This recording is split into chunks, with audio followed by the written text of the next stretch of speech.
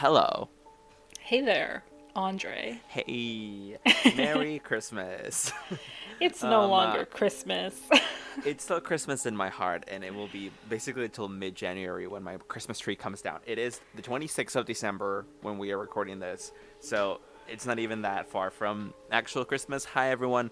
Welcome to Scary Talk episode 40. Is this episode 49 or 50? It's episode 50. What's wrong with you? Get with the Holy program. shit. Episode 50. Ah. um... Hi everyone, welcome back. This is half 100 episodes. We can't believe it either. Hope you had a Merry Christmas. Hi Shannon, what's up with you? Um, Nothing much. I celebrated the pagan holiday, ate some dead bird, exchanged some gifts, and I really just I enjoyed my couple days off, laying in bed, reading books, knitting, eating tons of chocolate. So I'm doing good. I feel restored. I feel ready to be spooked. What did you read? I'm reading a nonfiction book right now called The Things They Carried by Tim O'Brien. It's an extremely famous book. But, that's what I'm reading. That's good. It's cool. Huh. Did you get it from what's that called? Cal's Books? No, I didn't. No, I got this from the library at a book sale. Thank you very much. Lit. Um uh, okay, well, my Christmas was lit. It was fun. It was fun. I got some presents. I also did the pagan dead bird eating. That was fun. We feasted on a lot of dead bird. Oh, Eating dead good. bird is tight. Um, yeah. Like mashed potatoes, ambrosia salad, ham. I don't know. It was a lot of food. I'm getting a lot of weight. I don't want it. Oh my I'm gonna god, have to do something same. come the new year. Yeah, I just it comes upon you before you know it. You're like 5 pounds heavier in just like the span of a couple of days. It's amazing. Um, anyway, hi all. We're talking conspiracy theories today. We're talking some more conspiracy theories today. Um, yeah, fucking let's get spooked, dude. I don't know. I feel like after Christmas and I'm just exhausted. Like my energy levels just like preparing for the dinner, doing the actual dinner, like the present exchange, like doing the present shopping. It was a lot of energy's been spent, and I'm just like, I just want the year to be over, but not because I'm sad it's gonna be over, because the decade's gonna be over. But also I'm just ready to like move on to 2020, see what the year has to offer. Anyway, It's time. It's time to move on. It's time to move forward. Yeah, no, I'm exhausted too. I think it's good for us to really just fasten our tinfoil hats and kind of sit down on a couch together and just kind of see how we vibe. You know what I'm saying? So, I will be that beginning. yes, that sounds amazing. Also, I just thought about this. I just remembered that 2020 is, we're gonna have another election next year, and I just can't believe that because like it feels like it just happened, and again, Oh, we're about to enter absolutely. this like circus. Um, can wait, can wait. So if you don't live in America, God bless your heart. And if you do, I mean, God bless your heart too. Um, anyway. Yeah, Vagina bless your heart, honestly. Why not? So, Andre, I had mentioned briefly to you, probably about an hour ago, what I was going to talk about.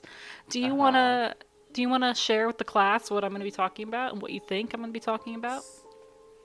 So Shannon told me she's gonna be talking about Saturn. I have no idea what that means. I think she's gonna say Saturn isn't real, or Saturn has little green man walking on it, um, or Saturn is a portal to another dimension. It's one of those three. So Ooh, I'm loving it because I actually thought that you would know exactly what I was talking about. So the fact that you don't just really like makes me feel that I made the correct decision in going down this path. So we all know me. We all know the fucking crazy that goes on in this town. uh huh. Um, so I'm gonna be talking about a pretty off the wall conspiracy theory that will surely blow your mind. Not in the way that it's possible, but in the way that it's ridiculous. And it's so common, and it ties into a lot of conspiracy theories you can find in all kinds of places. And just to kind of sum it up in one sentence, because I will get a lot deeper, Saturn is Satan. You weren't expecting that. Okay. I know Wow. you weren't, because This is better than anything I could have posited. So honestly, just go. Just go into it. yeah, no, let's talk about it. So, I want to start with this really in-depth, kind of beautiful article examination. I don't even know what you would call this. This was written on the outline. It's by Sam Chris. This was a 2017 article. It's called "The Sadness of Saturn." And so let's start here. Let's just talk about Saturn for a bit. So, oh gosh, it's gonna be so weird. So we have this idea of Satan, right? Like in Christian mythology, he's beautiful, he's whatever, he's, strong, and he has this crown of rings, blah blah blah, Wait, crazy he is all those eyes. things? I thought he was like the chupacabra. Like he's strong and handsome and he wears a Are crown. you? I'm very confused. Weren't you raised Catholic? That's kind of the same tangent here. Okay. So here is a theory that was posited by, I'm going to say David Icke. We're going to talk about David Icke a lot. I don't know if he's the one who came up with it first, but here's the idea. Satan is a physical object, and that object is the planet Saturn. Um, yes.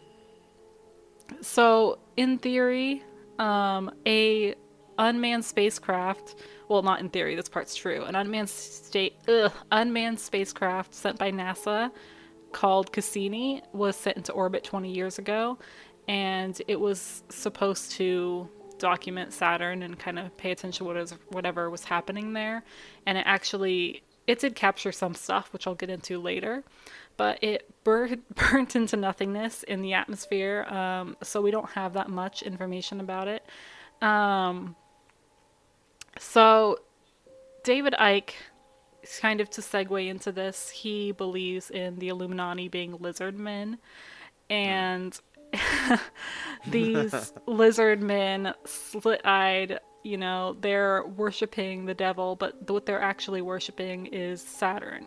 So it's the sixth planet from the sun, and it is like the moon is an artificial satellite beaming a mind control ray towards our planet. And Wait a minute. I can totally see where this is going. It's like it's the sixth planet from the sun. For sure. Yeah. 6 times 3, Mark of the Beast. Also, it starts with the letters S-A-T. What other word starts with that? Satan. Also, the S-A-Ts are hell. So... Oh my god, you're like so on par with what I'm trying to get at. So I propose that the moon is an artificial satellite beaming a mind control ray towards our planet. The source of the signal, however, is coming from Saturn. So the moon is basically Saturn, aka the devil's little bitch. It's a weapon. It's being used to control us. Yeah, absolutely.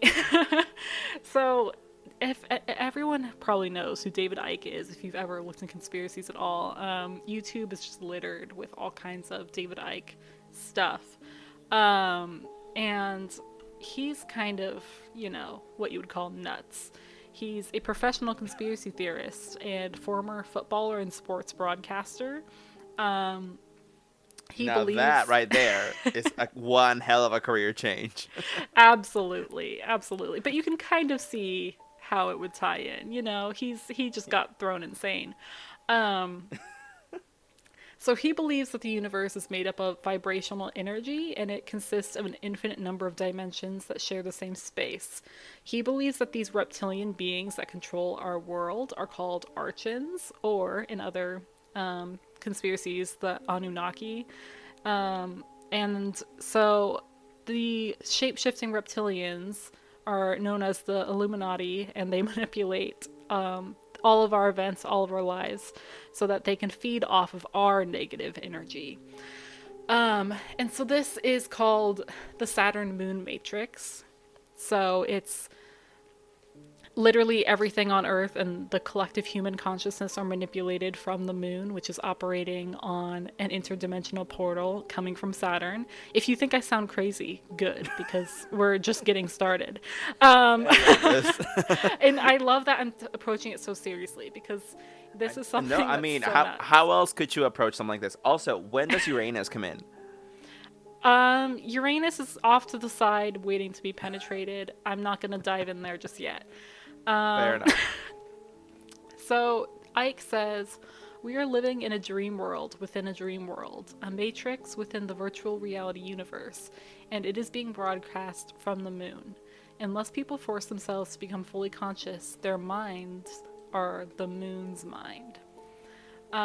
So that's real So, sexy. like, does the Earth act like a Truman Show for some outside spectator? And if so, who is that outside spectator? Is it the Um, aliens in Dimension 4014-SHT? Like, who who's watching us? That's an interesting theory, but I'm not entirely sure that watching is the point. I think what he's trying to say is that we're food. Like the Archons are feeding Mm, off the negative energy we get from our virtual reality that is crafted upon anger and war and depression and sadness, and they really like that and get off on it. Hence, Saturn alrighty. being the devil, which is, all those bad things that you would associate with Satan. They feed off of it. Then again, I don't know what reptiles eat traditionally. I think I flies. mean, I thought So, they ate flies, but I yeah, guess they eat sadness and anger and. right, exactly. I don't know. So this Ike's revelation is inspired by Immanuel Velikovsky. He was a Russian psychoanalyst in 1939, a mythologist as well, and he wrote that Saturn was once the Earth's sun. It was the focus of its orbit and the god of its people until some kind of catastrophic event caused it to be replaced by the sun that we know now. And so this is obviously very much rejected, but I do want to get into it a little bit later and just kind of denote, okay, let's say this is true. Let's say Satan, aka Saturn, we used to orbit it. What kind of effect would that have? And how does this tie into this fucking balls to the wall theory? Yeah.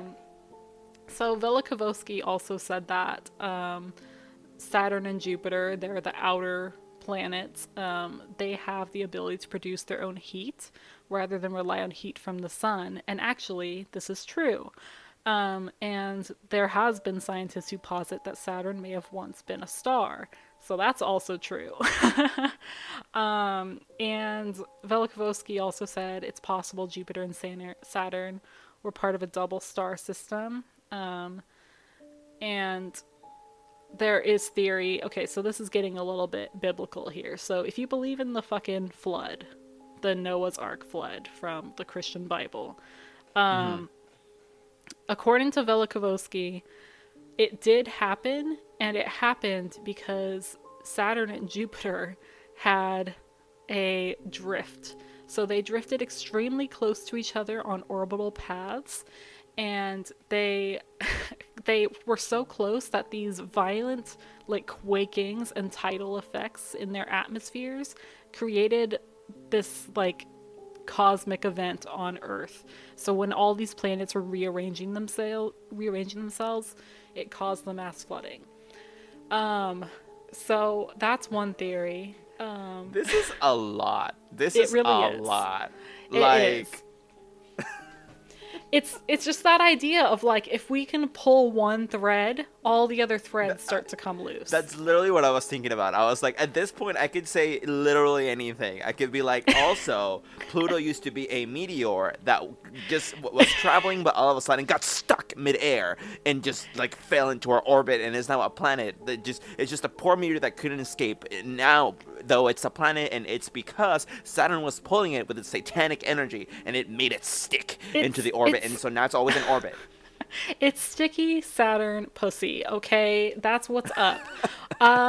No, there's also some lady who claims that she was taken by the Illuminati to a temple on one of Saturn's moons. Like this is like not something that you would think about very frequently, but I want to understand why people think about it all the time. Like Saturn was in mythology for thousands of years. Like people would just like talk about it, like in Egypt and different places. Like it's shown in all these works of art. And so one of those theories is, well, maybe Saturn was so important because we literally orbited it at one point, or maybe it is the signifier of the devil or whatever. That's Maybe weird. I not. mean, it must have meant something if it was present in so much mythology throughout so long. Because Yeah. I doubt. I mean, I doubt. It must have meant something more than just, oh, it's just a planet. Because first off, like, can you even see Saturn from Earth? Like, can you at It's all? big. I think that you can. Yeah, because there's. Oh, okay. Yeah, I think you can. I know you can see Venus, and I know you can see Yeah. Mars. At sometimes better than others, etc., etc. But I don't know about the farther away like planets in the system. Right. But But I also, like, guess whoever that dude is, the astronomer, like, he was. I don't know. Galileo And then, Galilei. yeah, yeah. And also, like, think about, like, all those ancient, like, drawings, you know what I mean? Like, haven't people kind of posited that the atmosphere was a lot cleaner back then because we didn't have as much pollution, so you could see a lot more? I've never heard that. I don't think that in the night sky, like, I mean, I'm sure in a city, sure, but like in like rural areas, the night sky is pretty clear, and it basically mimics whatever the night sky looked like to people before there was any industrialization. So I think we can see the night sky now the same way they could back then. Um, I but disagree. anyway, back to what you were saying. Like, it's just insane to me that like, listen, that lady that says that she was taken to one of Saturn's moons. I don't know. I mean, we believe crazier things. People believe reptilians exist at all. That's crazy in itself. Like, Yeah. why is cosmic travel so out of the like so cuckoo? Like maybe it is a thing. Yeah, maybe she went there. We don't know. So I want to talk about the Cassini mission again. So Cassini was the satellite that NASA sent out on a mission. It made some stops along other planets, but it took 7 years for it to reach Saturn's orbit. So here's some crazy things that the Cassini found. So it found flickering aurora-like lights dancing over Saturn's poles. It found towers of ice and rock hanging like stalactites from the edge of its rings, vast jets of water vapor escaping from the surface of its moon Enceladus, and honey honeyed sunlight. This is direct quote, not this articulate. Honeyed sunlight glinting off the lakes of Titan. Hmm. But the craziest thing that it found before it fucking exploded in the atmosphere. This is where it's at. This is like a huge conspiracy because this is real. It found this storm. This storm, and just for comparison, this storm was twice the size of Earth, and it was rotating perfectly in time with the intense radio waves that you could hear from the planet's core, and it was shaped like a hexagon, a flawless hexagon, and it's this rotating hexagon, just enormous. It has six I points. feel like I remember seeing that somewhere. Yeah. Yeah. So the hexagon has 6 points, 6 lines, the sixth planet. Do you Oh hear what I'm shit. saying? There it is. So people kind of saw this fucking storm, and their first instinct was like, that's not. Like, that has to be some kind of fucking extraterrestrial, like, something. Like, that has to be maybe a space base or something. But it was eventually figured out, like, it's just a storm, guys. Calm down. It's just a storm. But the fact. Yeah, I mean, like the fact that snowflakes are shaped like these crazy intricate designs, like, and that's not extraterrestrial. That's pretty amazing to me. So, I mean, yeah, Yeah. a hexagon-shaped storm, that's possible. It is possible, and it's proven, like, that's what's happening. But if we're looking at David Icke, we're Oh my saying this god. is also the devil, and this planet is somehow controlling the moon to transmit mind reading or whatever. Some kind of something. Also, Saturn has 6 moons. Well, actually, does it have more than that? I don't know. Maybe I Well, should I look mean, that if we're up. looking at David Icke, you could say anything. You could say, "Oh, well, I farted 6 times while Shannon was talking about Saturn, therefore it's true." Like, I mean, No, that just means Zozo agrees. Okay, Saturn has 62 moons. Okay, I was wrong. oh my God, what? Yeah, so yeah. Another conspiracy about Saturn is that its rings are pretty fucking huge and they're pretty fucking dense and filled with a lot of like material matter from outer space, meteors, stuff that's orbiting it.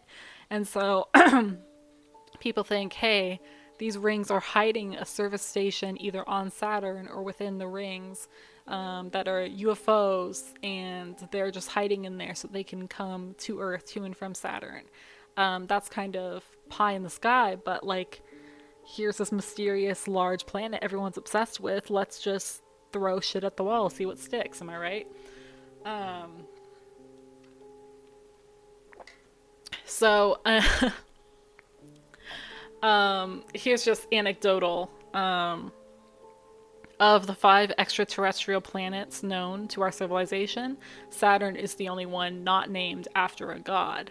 However, maybe it's named after the devil. What up? I mean, is it? Can we like Google that, figure that out? I mean, it's close enough, right? Sounds like Satan. This is a good ass conspiracy theory, Shannon. Great, great work. The research flawless. Oh, you David better not Icke, be I'm kicking me shaking. off. You better not be done with my Saturn bullshit, because I'm not done with my Saturn bullshit. Um, this was actually something that was on the OA. Okay, not the entire plot of this, but what I'm about to talk about next, which is the sound that Saturn is emitting. It's kind of crazy. You can find it on YouTube. So the Cassini probe recorded radio waves that were inaudible to the human ear, but these sounds were emanating from inside of Saturn's atmosphere. And NASA converted these sounds to our hearing range and released them online. So the reason behind these sounds is not known yet. They don't know what's causing it, but they're assuming it's probably naturally occurring.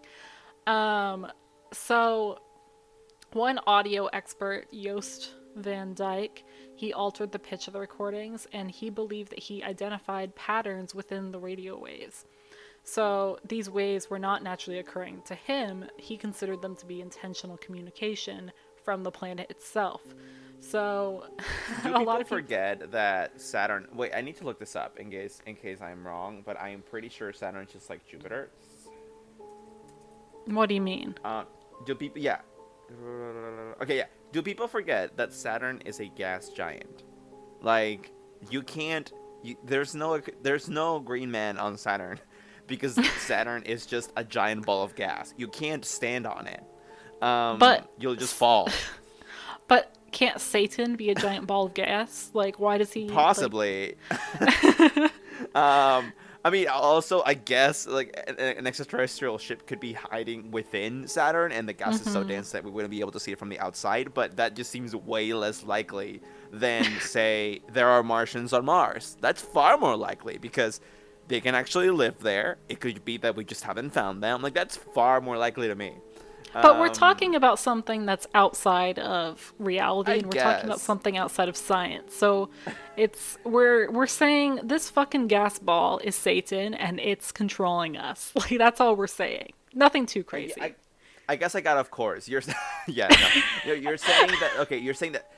I mean, do you think that this guy that thinks that these radio waves are intentional communication? Do you think he thinks? Who does he think is communicating? Well, Satan? let's put it this way. What if that communication is the communication that's keeping Mars under, like, sending out the radio waves to control us? Maybe that's all it is. Okay, yeah, sure. But so then this guy thinks it's Satan. I mean, Oh, like, no, he I uses never said radio waves to Yost believes communicate? that. No. I'm not going to Okay, speak for okay. Yost. David Icke probably believes that. Interesting. I mean, Another... listen. Let's make it just slightly more plausible. Not that we can make this very plausible, but hey, maybe there is intentional communication coming from there. I wouldn't say it's Satan, but maybe there is someone, something trying to communicate, and then the rest of the theory, what you said. Then it goes to Mars, and then it kind of like mirrors back to Earth, and I don't know, Mars kind of acting as a router almost, and then it just goes to Earth and it does its thing there. I guess, sure, whatever. I guess. The only difference is that in this case, like, it wouldn't be like the actual biblical devil sending communications, but rather I don't know, some form of intelligent life hiding inside Saturn. But isn't it possible that that some form of intelligent life is the devil? What we would I conceive of mean, as the devil? yes, I guess, but it's also possible that it's Dolly Parton. Like, I don't. I mean, it's possible that she has a teletransportation machine in her house, and she travels to the inside of Saturn and sends radio waves from Saturn to Mars to then be routed back to Earth. And then those radio waves, if you put them in like Audacity and you adjust the pitch and you adjust the speed and you adjust the tempo, all of a sudden you can hear her singing, working 9 to 5. Like, I mean, it could be anything. Did I finally break you? Was this the thing that finally did you in? I think so. 50 episodes in and you come at me with fucking the devil lives in Saturn, and I can't. Oh my god. I don't know. I feel very good about this. Um How? so How does Shannon the skeptic feel good about this? No, I feel good about this in a way that's unexplainable. Like, if we could just lock into some because it's so fucking nonsensical, if we could just prove that one nonsensical thing that somehow has the solution for so many things, like, I would just be like, okay, that's cool. Like, it was Saturn all along. You know what I'm saying? Like, it's not that I buy it. I just think that it's fun when they try so hard to connect a bunch of unrelated things. That's when I'm like, oh, okay, yeah, sure, prove that to me. You know what I mean? I'm like, absolutely, let's get on that horse. Can you imagine, like, all of a sudden people start going to the therapist and they're like, oh, honey, you don't have depression. It's Saturn. It's just Saturn. Don't they already do that with the horoscopes? Oh, some people do that, yeah. So I want to talk about one more thing because I feel like this is the bread and butter of a lot of David Icke's conspiracies. And I know if we continue this podcast, if I didn't kill Andre, some of those conspiracies will come into play eventually. So it's good to have this foundation. So there's something that a lot of people on Reddit, especially I've noticed, refer to as the black cube of Saturn. It's a symbol of Satan, also the deity El, who was also referred to as Saturn. And it's been handed down through secret societies, this knowledge. And conspiracy theorists say that the black cube symbol can be found outside many buildings owned by the elites of the world, and that these symbols are a secret declaration of, worship to Saturn. And there's some other fucking theory about Saturn where the giant cube is on Saturn and it's in charge of our matrix, which I'm not going to get into that because we're already too deep down the rabbit hole. So I have a couple minutes left, and I want to finish off by talking a little bit deeper about David Icke and his theory of the Saturn moon matrix, just to kind of tie it up and give us a good idea of what we've been talking about and how this all fits together, if at all it does.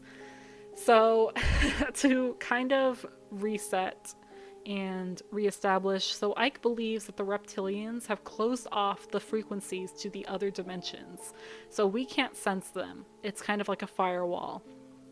And this research is coming from Biblioteca Pleiades. That's the actual website. I did not see an author.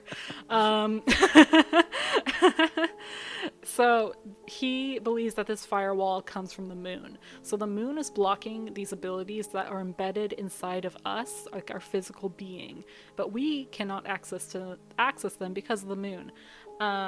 He says that black holes resonate at the same frequency as that, and they're also blocking us. So he believes that our world was created by an advanced being for some purpose, that to create like a one consciousness, but because of these reptilians, the Archons, were cut off. We're not with that one creator, which doesn't sound that much crazier from a lot of religions. Like, whatever. Um, Yeah. like, you do you, boo boo.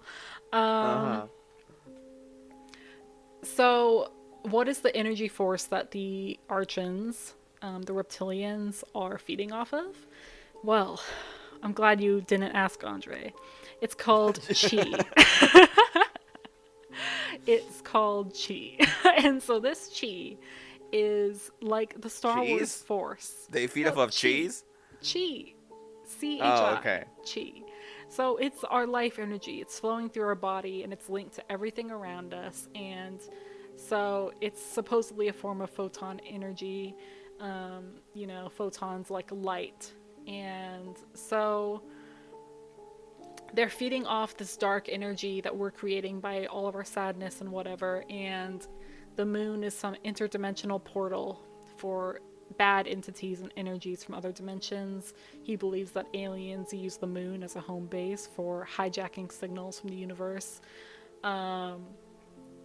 And I'm going to stop now because Yeah, I mean, because you're gonna stop now because I am thoroughly convinced. That's why. You don't need to say anything else. I am convinced. I'm gonna stop now because I think that it's basically cut and dry what's happening here.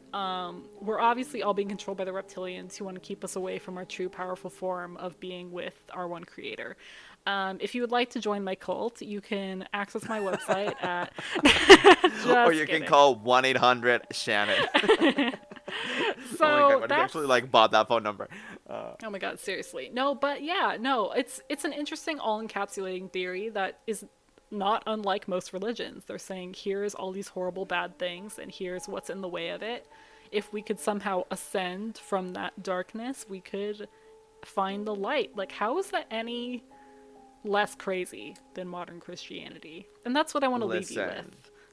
I'll definitely say that it's definitely a theory.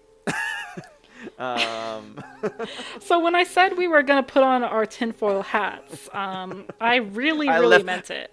I left mine on the couch. I couldn't. I'm just wearing my regular baseball cap. I can't. Um Interesting. I mean, listen, in all seriousness, well, actually no, in no seriousness. Cool theory. Thank you, David Icke. A lot of And people believe this, and that's why I wanted to bring it up because I see it is so there anything often. I mean, is there anything I can do to protect myself from Saturn's devil rays? Maybe like a photon enema. Like if you stick a Photon enema. succulent up your ass, and really just soak Hmm. in all the like good All the light and light. proteins, Really soak that in. Okay. Yeah. Let it just fill you Okay. up. Well, I just wrote it down. I'm gonna try it. Let you know how it works out. Okay. Um, Thank you, Shannon, for that. Um, You're welcome. all I am not. I'm not doing any cosmic conspiracy theories today. I'm gonna stay on Earth for the most part. Um, so here's what I have for you. First off, depending on time, we'll see how this goes. But one that I have for you is the Titanic conspiracy theory. Have you heard about this at all? Um, I've heard a couple of different ones about the Titanic, so I'm interested to see what you're gonna go with. So what I'm talking about is the theory that the Titanic didn't sink, but rather it was its sister ship, the Olympic, that sank as part of an intricate insurance scam. Okay. I low key believe this, like low key not. I don't know. It's just really interesting to talk about. I actually don't myself have a personal verdict just yet, but I really liked what I read on this, and I know that I had heard about this years ago, but I never looked at the intricacies of it, and this is really interesting. So, the Titanic sank. Hi everyone. Um, if y'all remember, it sank. I was there, 15th of April 1912. Um, so anyway, so the Titanic sank. Okay, we get it. Within 3 hours of sinking, this ship killed like 1,500 of the almost 2,300 passengers that it had. So a lot of people died, is what I'm trying to say. It sank. A lot of people died. It was tragic. It was terrible. The Titanic. Okay, so this ship was one of three. Pay attention to this. Olympic class ocean liners built at this time by a company in Belfast. It's not important, but the point is that like this company that made ships had made this 3 Olympic class ocean liners, meaning big ass ships at this time. 2 of them being the RMS Britannic and the RMS Olympic, and then the third one being the RMS Titanic. So those were the names of these 3 ships at this time. That's important to note. So the Olympic was launched a year before the Titanic, in 1911, but seemed to share its more famous sister ship's poor luck. Why? Because within months of its launch back in 1911, it had 2 serious collisions. It didn't sink. I mean, like the ship was damaged, but it didn't sink to the bottom of the ocean. So the Olympic survived 2 of these 2 collisions that it had in 1911. But after the collisions, the company that made the ship was like, yo, like, okay, let's bring this back. We don't know what's wrong with the ship, but we clearly have to make some fixes or something. So we're going to bring it back to shore, and we're not going to have it sail for a while. So at this point in like late 1911, just so you can keep up with the chronology, the Britannica, well, sorry, is it called Britannic or Britannica? I want to say this right. But sorry, the Olympic. I'm getting it confused. The Olympic had a couple of collisions and was off the sail, but the Britannic and the Titanic were still good to go. So what happens? Some people have suggested that the damage to the Olympic was more serious than admitted. Actually, that it was so bad that they basically had to write the ship off. That because repairs would be so expensive, they'd be running into the millions of pounds. Therefore, the company that made these ships, it's called White Star Line. I remember now. So White Star Line was the company that made these ships. But was basically facing a financial disaster if they admitted that the ship could no longer work. So instead they were saying, oh, no, it's fine. It had some collisions. The Olympic had some collisions, so we can fix it. When in reality, it couldn't work anymore.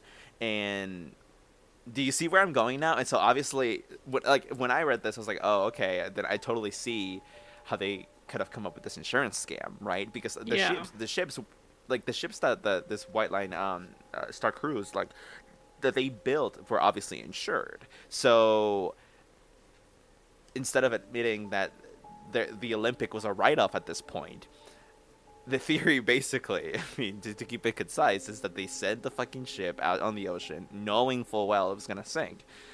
Because it was just done at this point after the 2 prior collisions. They sent it out to the ocean disguised as a Titanic.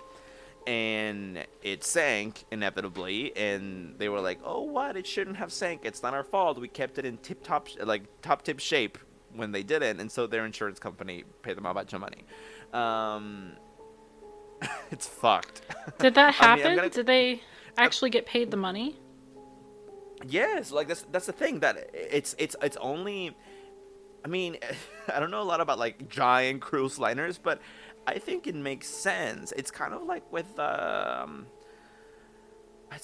car, I suppose. Like if it's almost like,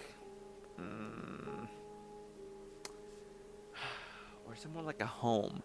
Like if it's an accident, your insurance pays you for repairs basically.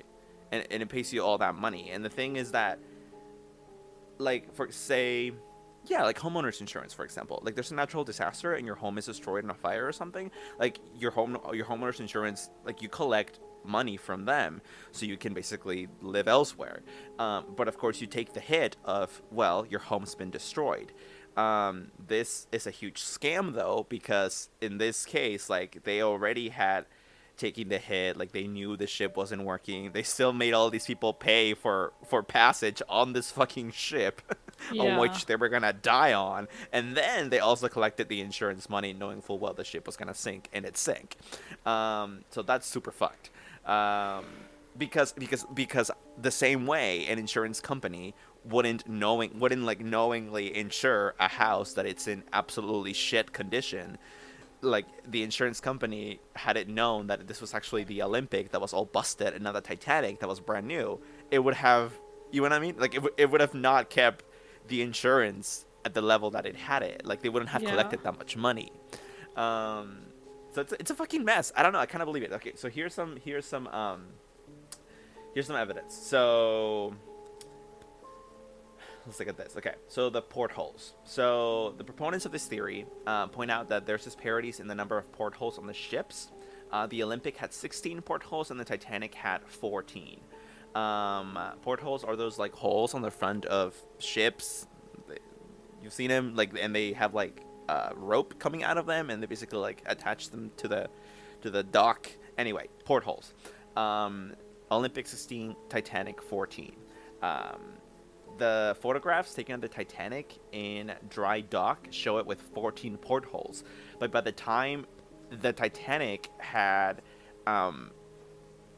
like, by the time of its doomed voyage, basically, it had 16. But, like, What? yeah, when the wreckage was found. This is a lot of information, and I try to like contain a lot of this to memory because my notes are messy. So sorry if I'm not being super clear, but like, yeah, you get that. Like, So, there's photos of the Titanic on dry dock, like not having sailed yet, and it has 14 portholes. The but wreckage has 16. isn't it possible they just added two more, or maybe the camera angles didn't show it all? Like, I'm just playing devil's advocate here.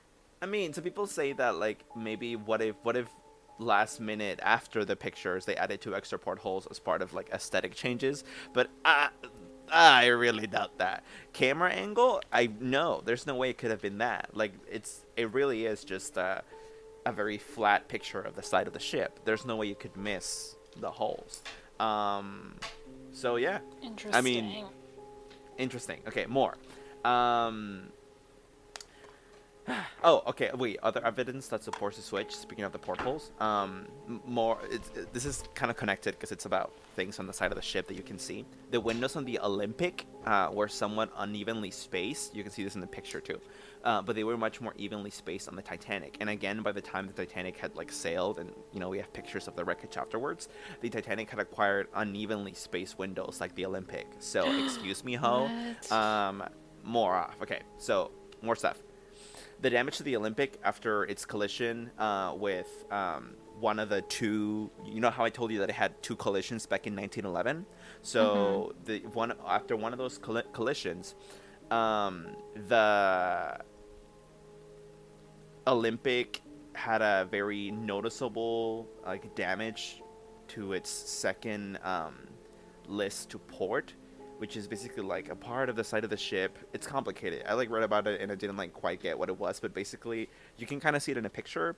Like the side of the Olympic after one of its collisions like suffered major damage, and they tried to cover it up, but they didn't do a very good job, and so you can see it in pictures. Basically, is what this is saying. So what about it?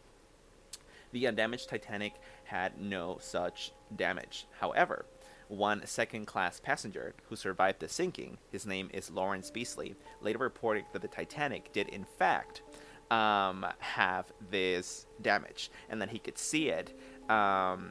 It was visible while he found when he was still on the ship before it sank the night before. He could see it like from the what the fuck's it called, like the front of the ship. He could The see this like hole?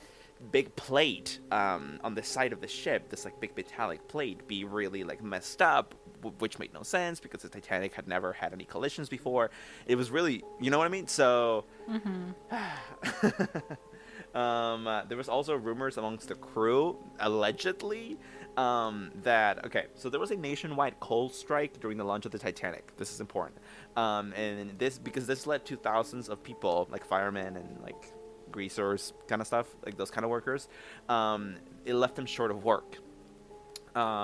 Despite this, the Titanic struggled to find crew, with many men refusing to work on the ship at any price. This makes no sense because like the area was really short on work because of this coal strike. So anyone was trying to get any work that they could, but all these workers would refuse to work on the Titanic. Apparently, there were rumors circulating amongst the workers that the ships had been swapped as part of the insurance scam, and the Titanic was going to sink. So, like, Oh my if this is god. true, this had already gotten out, and the plane was already out, but somehow it didn't blow up. And so people, like it didn't blow up in media. I don't know. Yeah.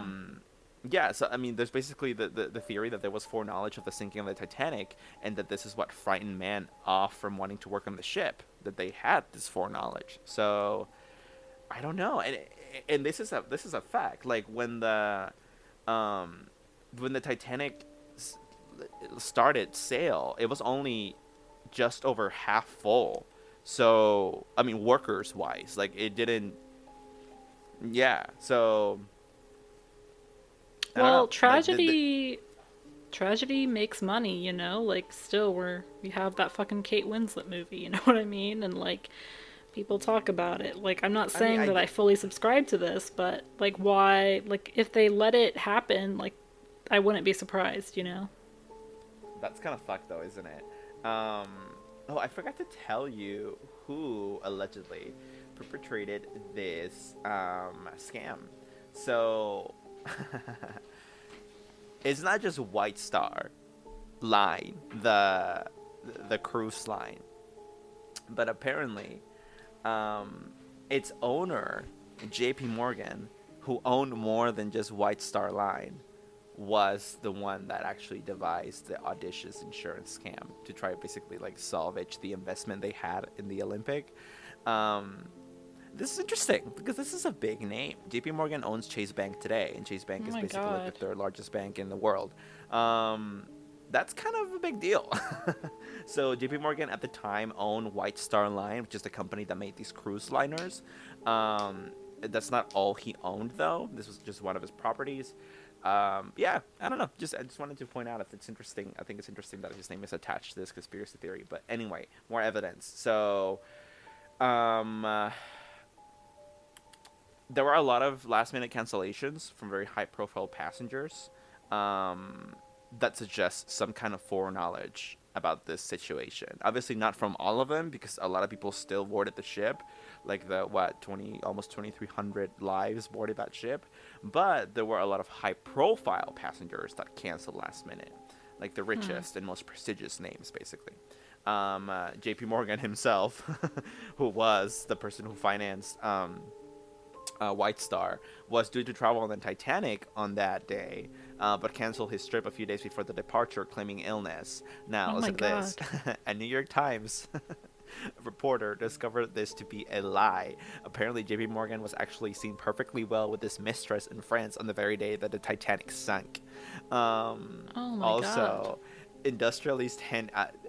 industrialist Henry Clay Frick and his wife, a very prominent banker, Horace J. Harding, and billionaire George Washington Vanderbilt. So, Henry, his wife, Horace, and George Washington Vanderbilt, all connected to J.P. Morgan, were also supposed to board the ship that day, and they all also canceled at the last minute. To me, that sounds like J.P. Morgan told his friends, like, "Yo, hoes, don't board. This ship's gonna sink." Um, I don't know. That's just really strange. And these are very rich people. Yeah. Um, okay, something else that's really spooky and weird. The Californian. So, if I'm not mistaken, in the movie, this is also shown. Like, there is a ship called the Californian that happened to be somewhat close to the Titanic by the time that it sank, and the Titanic tried to contact it before it even hit the iceberg at all. I think because it was, maybe I'm getting this wrong, because it was like hitting some really rough waves or something. But the point is that at some point, between the turbulence and them actually hitting the iceberg, the Titanic contacted a nearby ship called the Californian. The SS Californian, also owned by J.P. Morgan, mind you, was a very large passenger ship. And I mean, in historical records, a lot of people kind of deem the ship as to blame for a lot of the loss of life on the Titanic, basically because they didn't get to the Titanic on time when it was sinking to save more people. Um, but listen to this. This ship behaved kind of odd around the time of the Titanic's voyage. So the ship was carrying no passengers, yet it steamed into the middle of the Atlantic, stopped, and waited. Its only cargo was 3,000 woolen blankets and jumpers. What exactly was the ship doing just waiting in the middle of the Atlantic? Like, why would it do that? We don't know. We don't know. Like, whoever was maneuvering that ship, I guess, wasn't interviewed afterwards, or they're dead. I don't know. We don't have a straight answer as to that. But have you ever heard of a ship carrying a shipment just stopping just cuz? No, that's really weird. No, I haven't. I thought about it for a second. I was like, oh, maybe they were trying to like wait out turbulence, but that makes no sense. Um, and you've never heard of that. Basically, the conspiracy here is J.P. Morgan knew the ship was gonna sink, and he didn't care if people died. I assume, but he didn't want everyone to die or most people to die. So he very, like, very foreknowledgeably sent this ship, the SS California, into the middle of the Atlantic, very close, coincidentally, to where the Titanic happened to be by the time it was sinking, so that it could save a lot of people. However, it didn't work because, like, there was a navigation error. This is also in the movie.